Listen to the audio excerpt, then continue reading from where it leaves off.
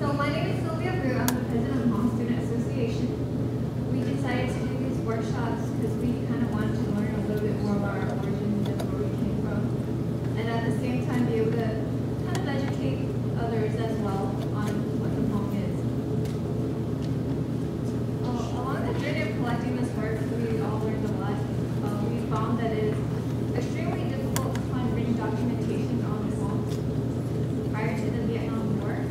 That's because our people have migrated from China to Laos and from Laos to here, and we've been everywhere, so we don't really have written history prior to the Vietnam War. And what we did have, it has been lost and mixed with other cultures.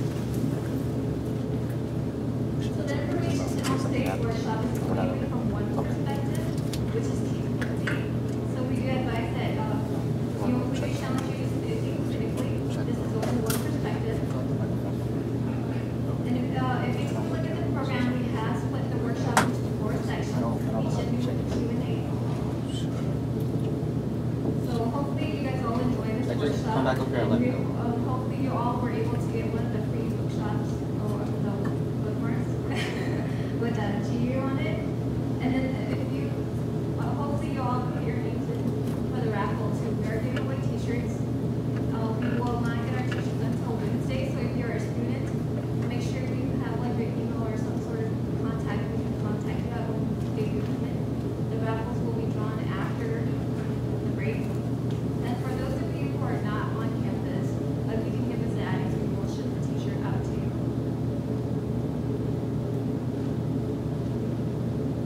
So this will be the first of the 3 workshops. Please enjoy yourself as we explore the history of Hmong, traditional weddings, and traditional funerals. I hope that you leave today with a little bit more knowledge on who we are. For the first segment, it will be a video presentation by Bruce Yang.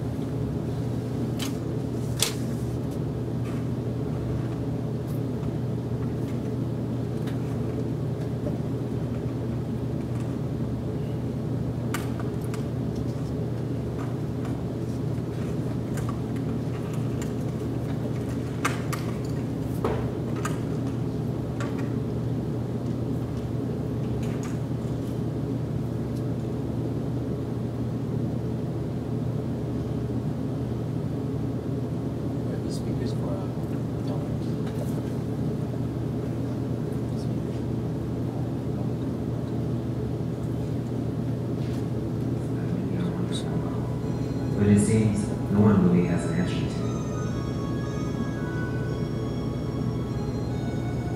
Some say that we are Chinese people who got separated during the wars of unification.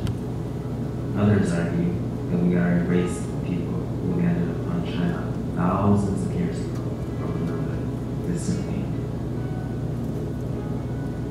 There may be some truth to each of these stories, as legends and tales of the Hmong may be the key to foretell the past.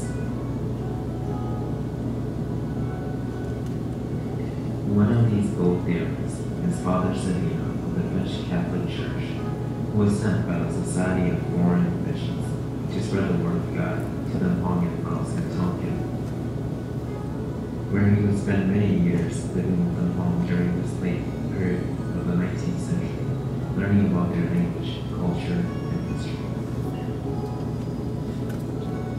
Though he met challenges learning their language and culture, it wasn't so much as an issue compared to what their history was about. He quickly learned that there were no books or other forms of written documents for this truth. So how did he manage to make a theory about Hmong origins, since this wasn't the case?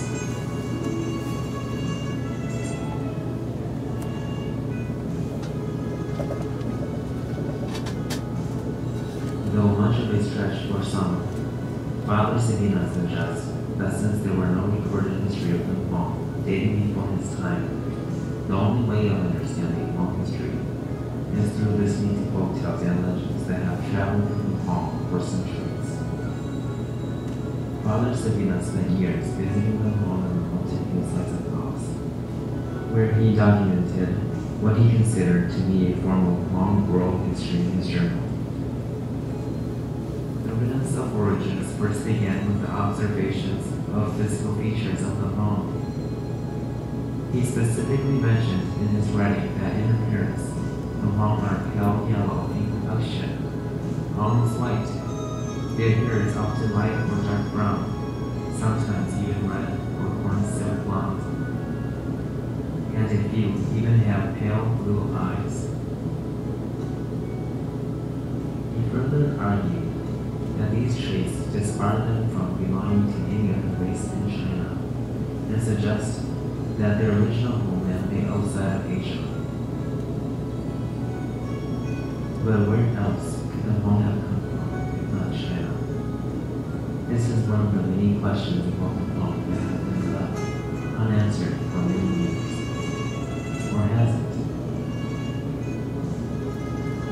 It was noted by Keith Quincy, the author of the book History of the People, that even modern anthropologists today have identified the presence of European traits among populations. But unlike the traits that Father Sabina focused on, these anthropologists were more interested in the facial features and stressed upon the absence of an ethnically colored coat, narrow faces, and aquiline noses. They classified the Hmong as the most Caucasian population of Southeast Asia. Could it be that Father Sabina was onto something that brought him closer to figuring out the origins of the Hmong more than anyone else? Based on these strange physical features that he observed, and the stories that he considered as being an integral part of his search, he began looking to the west for more clues. He studied the Hmong language, legends about creation, and the Great Migration. Here he made a number of interesting connections. With language, Father Sabina indicated that the Hmong used a monosyllabic and tonal system of talking that used a simple sentence structure. He further went on to classify it as a form of Euro-Celtic, one of the three major language groups of Caucasian race, and believed that it was similar to the language of those living in Central Asia and Western Russia, where the Hmong must have been before migrating to Asia. However, modern linguists have argued that this connection is not sound, and that the Hmong is not related to any major language group. And in fact, the only language that it comes closest to is that spoken by the Yao Matai-Grunts of southwest China. Even so, there is no evidence that the two are linked.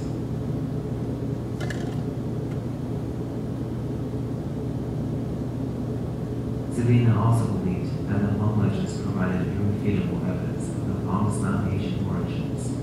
He insisted on this notion and went on to claim further that legends also tell of a long migration north of this homeland into Siberia, where the Hmong stayed for a while until their migration into northern China.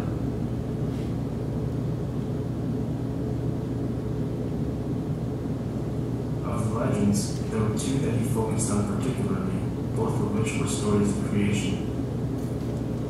In the first story of creation of the Hmong, it was said that God created heaven and earth in 7 days. The earth was covered with water until God created 10 suns to dry it up, which took 7 years. When the land began appearing, God created the first man from a pinch of earth and gave him the ability of our 5 senses.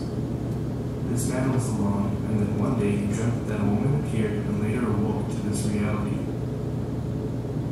The woman was a gift from God, and the two became husband and wife and had many children. In these days, God spoke directly to man, and whenever humans needed help, they simply asked for it. The land was fertile, and the flowers and fruits were as big as the baskets that were used to hold them after being plucked from the earth. plenty of food for everyone. Humans began complaining about the suns. There were just too many of them, making the weather too hot. They asked God to get rid of some of them, but he refused. Mankind was not happy. So one day, they decided to take this matter into their own hands. They made use of the giant trees by cutting some of them down and making them into arrows. Using these gigantic arrows, they aimed for the 10 suns and began shooting. One by one, the suns began dying, and soon there was only one left. The sun became afraid of the humans and hid, leaving the earth in darkness. It became a cold and dark place, nearly inhabitable to the humans. Even after the humans had gone against God's decision of keeping the suns, he was still merciful and sent a gift down to earth. At the end of the 7th year, when all things seemed hopeless, a strange animal with wings and feathers that couldn't fly appeared. It walked around strangely and began to make a loud crowing noise. The noise caught the attention of the sun, who had hidden from the humans all this time. With growing curiosity, the sun came out to take a look where the strange sound was coming from. Every morning after that, the sun would come up again looking for that rooster, bringing light back to earth and making it a livable place again. Since then, the rooster was seen as a treasured gift from God.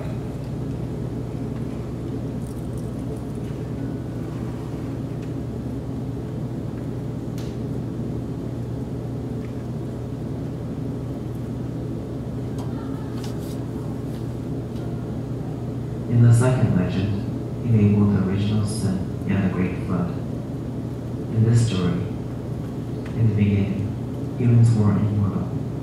They did not know aging, sickness, or death. But one day, a young woman picked and ate a white strawberry, which God had forbidden anyone to touch.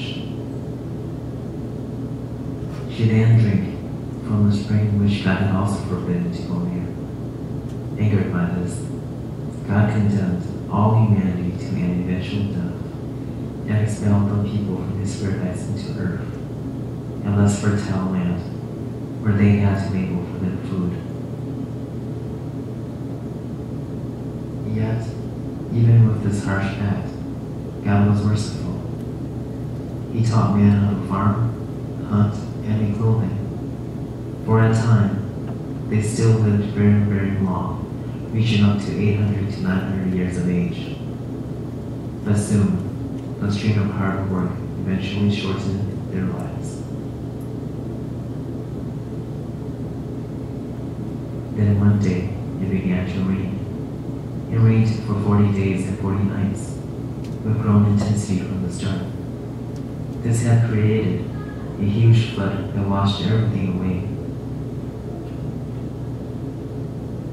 But before this ever happened, two brothers were out in the field planting seeds into the ground.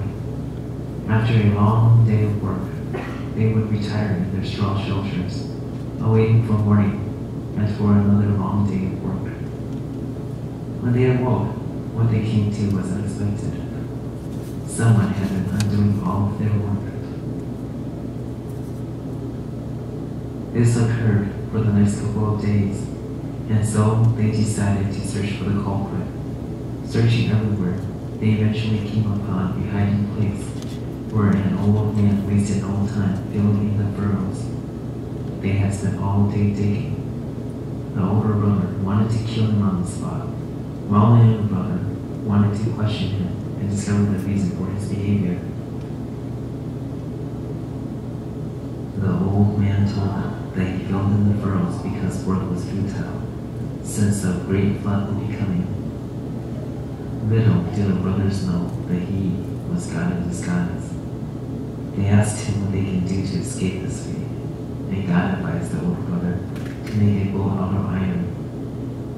For the younger brother, God advised him to make a wooden boat that was large enough to carry every species of animals, with 2 seeds of every kind of flower, tree, and grain. They did as was told by the old man. Then, when the rain finally came, the older brother's boat sunk immediately, and he drowned. The younger brother's boat floated as the water rose towards the heavens. When the rain finally ceased, 9 dragons were sent by God. They were accompanied by 2 black cranes as they measured towards the earth. They were sent to dry up the land by drilling an immense hole where the water would drain. The cranes were kept busy gathering all of the floating trees that might flood the hole. After the water receded, the sister and brother was forced to stay on the boat because the earth was still uninhabitable due to the shaken excrement-like soil. After days of waiting, an eagle, who they saved before the flood, flew to their rescue and brought them to dry land, where he fed them meat from his own body to keep them alive. Soon after, they planted all of the seeds and married. Although the sister had refused at first, she agreed after getting a sign from God.